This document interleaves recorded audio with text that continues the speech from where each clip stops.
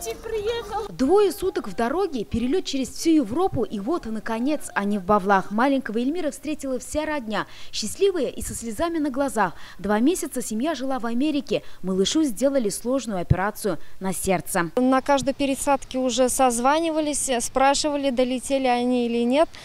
Потом с Казани каждый час там вы где находитесь. И вот с утра мы их встретили. Ну, даже не верится. Изначально, как мы приехали, нам как бы нравилось все-таки Америка, за границей, как говорят. Но недельки через 2-3, когда уже Эльмирчика выписали, мы очень скучали, охота была уже домой. Эльмир родился с аномалией сердца. В России операцию врачи сделать не смогли. Помочь ребенку взялись американские кардиохирурги и запросили 20 миллионов рублей. Деньги собирали всем миром. Помогли родственники, друзья, депутаты, благотворительные фонды и обычные татарстанцы. Очень благодарны нашему городу бавлинцам. Они проводили разные мероприятия. Каждый день нас поддерживали через социальные сети. В конце сбора еще нам помогли благотворительные фонды.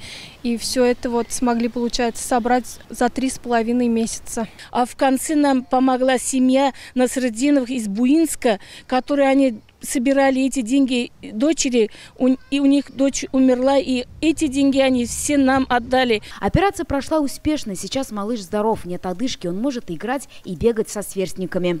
Сразу стало заметно, что Эльмир прям щеки стали у него розовые, бегать начал, даже сам начал нам говорить: мама, смотри, говорит мне в один день, смотри, говорит, как я уже бегаю, я, говорит, не отстаю от вас. Наконец-то мы дома. Еще полгода Эльмир будет находиться под наблюдением врачей, потом можно в садик. Это еще одна история с хорошим финалом. Семья Шагбалеевых благодарит каждого, кто не прошел мимо их беды.